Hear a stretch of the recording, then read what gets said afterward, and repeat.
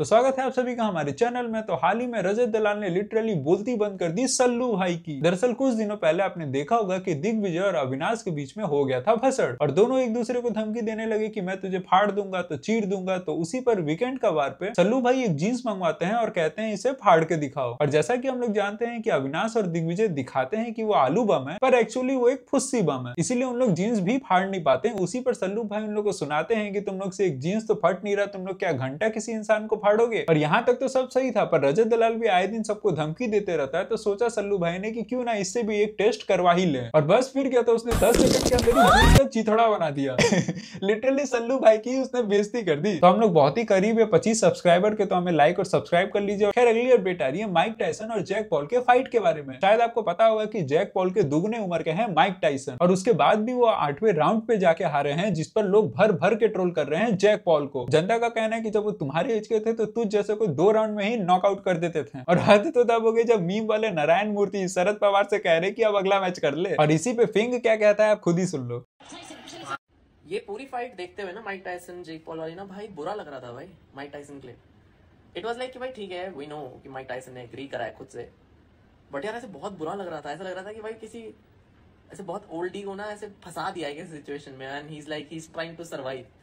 सही में भाई बहुत ऑफ लग रहा था। खैर अगली न्यूज आ रही है दिशा पाटनी से। तो भाई उसके बाप को ही लोगों ने चूना लगा दिया, और शायद आपको पता ना हो कि वो एक पुलिस ऑफिसर है। हाल ही में उन्हें एक कॉल आता है कि अगर आप हमें 25 लाख रुपए देते हैं तो हम आपका प्रमोशन करवा देंगे। और बस फिर क्या था, आप दिशा पाटनी के बाप हो या चिंटू मिंटू के बाप हो, अगर प्रमोशन की बात आती है तो सभी के आंखें चौंधिया जाती है। तो तुरंत से वो 25 लाख रुपए ट्रांसफर कर देते हैं और बस चाचा जान का कट जाता है। अब पुलिस भी भाई इनके चक्कर में फंस जा रही है, तो आम जनता इनसे क्या ही बचेगा। खैर आपकी क्या राय है कमेंट्स में बताइए। खैर अगली अपडेट समय रैना और पूनम पांडे से आ रहा है। तो हाल ही में उनकी एक वीडियो बहुत ज्यादा वायरल हो रही है और लिटरली आप लोग समझ नहीं पाओगे कि ये एआई है कि रियल। और ये देख के भाई मैं डर गया कि अभी ये हालत है तो इन फ्यूचर क्या ही होगा। खैर अगली अपडेट आ रही है लक्ष्य चौधरी से। तो हाल ही में उन सारे लड़के लड़कियों को उसने ट्रोल कर दिया जो वेस्ट को अपना बाप बना के रखे हैं, जिनको अगर वेस्ट वाले कह दे कि मूत के उसे पी लिया करो तो वो सच में पी लेंगे। तो उनको लक्ष्य चौधरी क्या कह रहा है आप खुद ही सुनिए। मेरा दोस्त है, ये ट्रिप पे आया हुआ साथ में, बहुत सीधा बेचारा।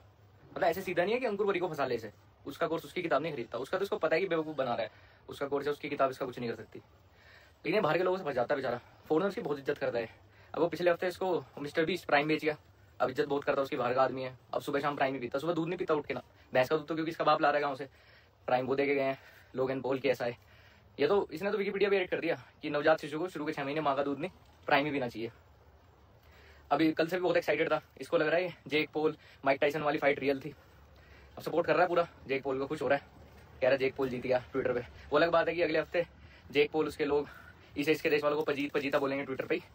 बाहर का आदमी है भाई, इज्जत करता बहुत उनकी, माइंड नहीं करता उनका कुछ माइंड नहीं करता है। खैर अगली अपडेट आ रही है साइमन सेस से। तो हाल ही में उसने एलविस यादव, रजत दलाल से लेकर बिग बॉस को लपेटे में ले लिया। आप खुद ही सुन लो। तो थोड़ा वार्म अप कर लूं। आई नो मैंने इसको कैंसर बुलाया, but to be honest he is just a tumour. असली कैंसर तो रजत दलाल है।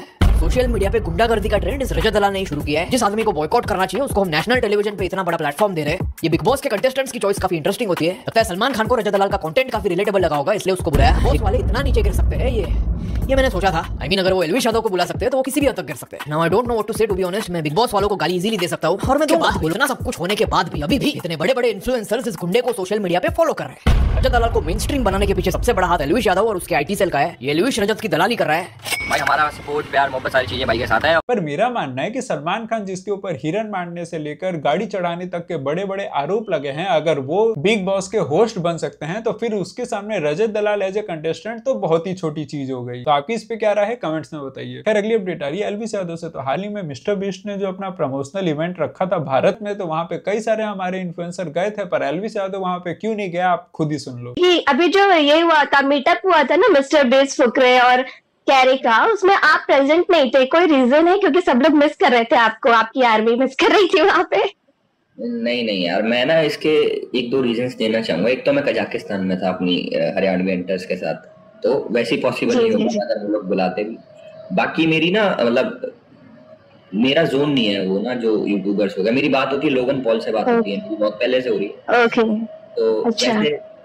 मिस्टर बीस्ट से मेरी कोई बात नहीं है, और वो उनका अलग ग्रुप है, वो उनका अलग प्रमोशनल सेटअप था जिसमें मैं होता भी तो मैं शायद जाता नहीं। खैर अगली अपडेट आ रही है क्रेजी दीप से। तो हाल ही में उसने एक वीडियो डाला है LGBTQ बाबा करके, जिसमें वो एक ऐसे बाबा को एक्सपोज करता है जो पहले LGBTQ कम्युनिटी में था और अब वो बाबा बन गया है और कई सारे लोग को लूट रहा है। तो मुझे लगता है कि आप सबको वो वीडियो एक बार जरूर देखना चाहिए, क्योंकि हमारे समाज में दोनों तरीके के बाबा हैं। कुछ प्रेमानंद महाराज जैसे हैं जो आपकी जिंदगी अच्छा कर सकते हैं, और कुछ इन जैसे भी हैं जो आपकी जिंदगी बर्बाद कर सकते हैं। तो ये आपके ऊपर है कि आप किसको फॉलो कर रहे हैं, क्योंकि कई बार हमने बॉलीवुड में देखा है कि वो सभी बाबा और मौलवी को गलती दिखा देता है, मगर ये केवल और केवल आपके चुनाव के ऊपर निर्भर है कि आप किसको चुनते हैं। खैर अगली अपडेट आ रही है BSNL से। तो हाल ही में उसने direct to device satellite service launch कर दिया है, जिससे बिना मोबाइल डाटा वाईफाई के आप UPI पेमेंट कर सकते हैं। और क्योंकि ये एक सैटेलाइट सर्विस है तो आपको टावर वगैरह की भी जरूरत नहीं है, तो आप गाँव हो शहर हो कहीं से भी ये सब काम कर सकते हैं। और ये देख के मुझे लग रहा है मोटा भाई डेस्पिरेशन में चले गए होंगे। हमें लाइक और सब्सक्राइब कर लीजिए, और जो भी हमारे वीडियो में आपको कमी दिखे वो कमेंट्स में बताइए, ताकि हम लोग और अच्छे तरीके से वीडियो बना सके। धन्यवाद।